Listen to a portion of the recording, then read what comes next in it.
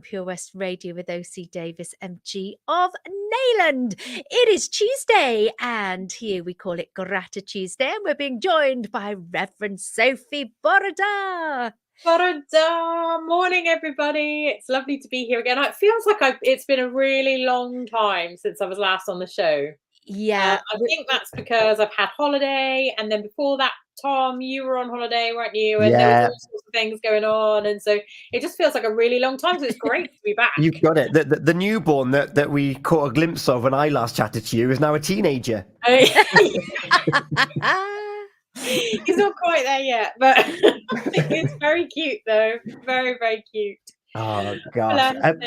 Have you had a lovely time, as much as it's been busy in here, there and everywhere? I know that you've had time off and I had time off. That's something to be grateful for inherently. Yeah. And what is it that you're sharing with us today? Well, it's kind of along those same lines, really. But I was thinking about this. So I'm a glutton for punishment, me, and I'm doing some studying at the moment as well. But with the baby, I'm enjoying the studying. It's great fun. I get to do things like watch Barbie movies and then talk about how the Barbie movie is linked to the Bible. I mean, like, it's just great. So Father Neil thinks I'm completely and utterly nuts, but it's brilliant. I'm loving it. But the problem is that I've had a module recently that the essay's due in on the 7th of November. And so I had to ask for an extension. So I'm eternally grateful to my tutor for my extension of my essay. The problem is I've extended it over the 2 busiest weeks that I've got currently. So I'm going to have no time. So I think I'm going to have to ask to extend it. Extend it again. You heard it here first. Could we have an extension on the extension, please? Extension on the extension. So I'm eternally grateful for extensions on essays right now.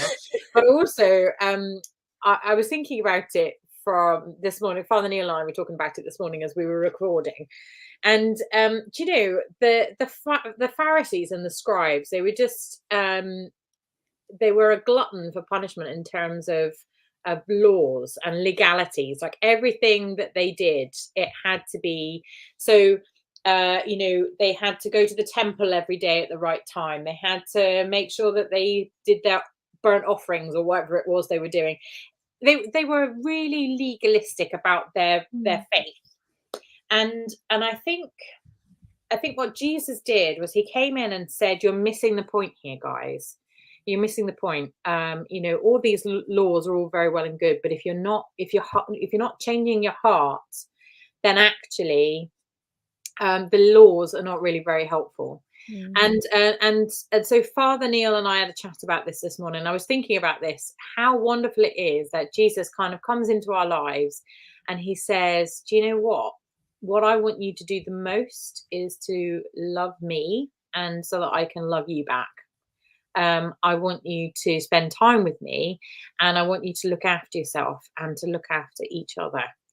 And I was reminded a little bit of that this morning as I was worrying about my essay. Father Neil said to me, he said, you know what Jesus would say? He'd say, ask for the extension, be gentle on yourself, and just give yourself a little bit of space and a little bit of time.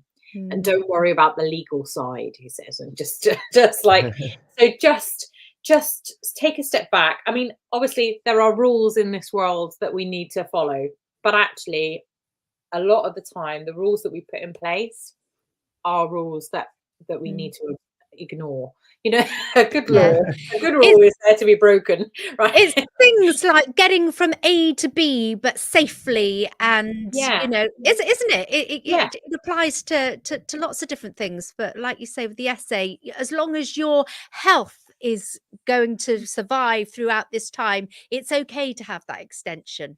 Yeah, absolutely. And actually, that getting from A to B is a really good analogy, isn't it? It's like we've got rules on the road for a reason, but actually the most important thing is that we get to our destination safely, well, and in one piece.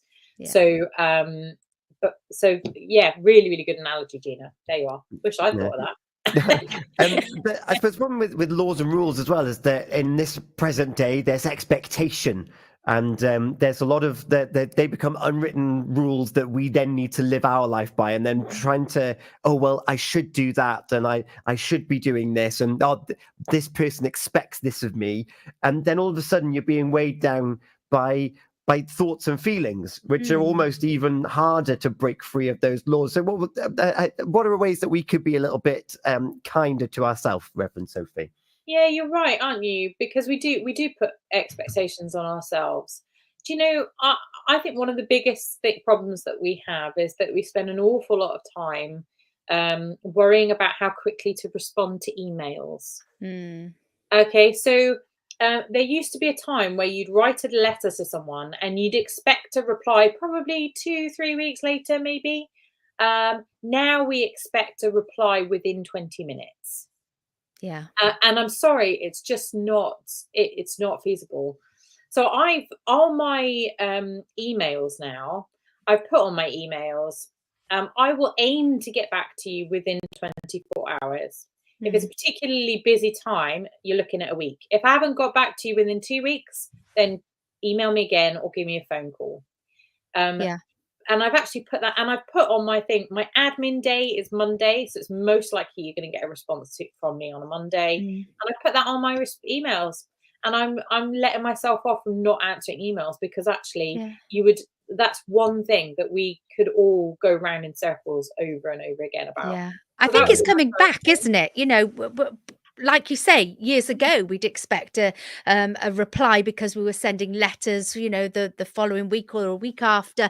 Now it's within 20 minutes. Everybody wants you to get back to them, and having that sort of contract, I suppose, that you're putting out there and sort of saying, don't expect to hear from me straight away. Don't phone me and say, I've sent you an email. Have you had it? I've had it. And you're giving yourself that time, which is actually very just, really. And I think everybody needs to, you know, I go to bed with my phone at night and you hear it beeping, and then you've got to go and look at it.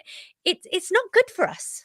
No. Well, that was what I was going to say. I was going to say that's the other thing that I've done particularly is I don't keep my phone next to my bed anymore.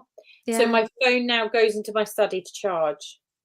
So I have an alarm clock, an old-fashioned alarm clock that wakes me up in the morning, but my phone stays in my room, because otherwise I'll sit doom scrolling in bed at night and I'll start doom scrolling first thing in the morning. It's not good for me. I don't need to do it.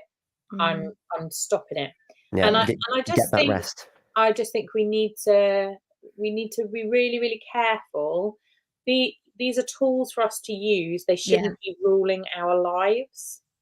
And I think that's really, really important. And actually, that's the message that Jesus gave us. You know, the scribes and the Pharisees, they were so stuck on the rules of the temple and doing sacrifices, etc., etc., etc. And essentially, we're doing the same thing with these. We're spending, we're using these and allowing society to decide what the rules are that we live by.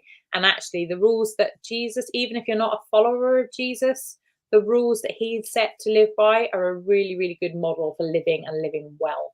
Yeah. And I think that's really important.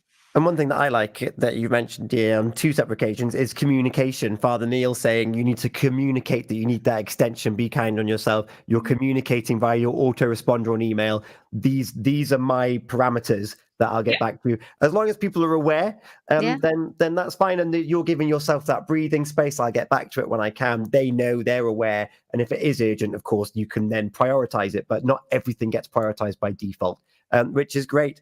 Reverend Sophie, thank you so much for sharing that insight with us today on how we can be kinder as we go into these winter months where more and more people are going to be in on their keyboards, maybe for that extra half an hour longer. Thank you so much. Thank you for having me. As always, it's a joy. It is great to see you again. It's 9:21 here. Yes, very soon we will be closing our competition for our Unscrambled I Spy. So head over to our Facebook page right now to get involved. Reverend Sophie, thank you. Bye. Discover the freedom of Motability with the Motability Scheme. Visit your local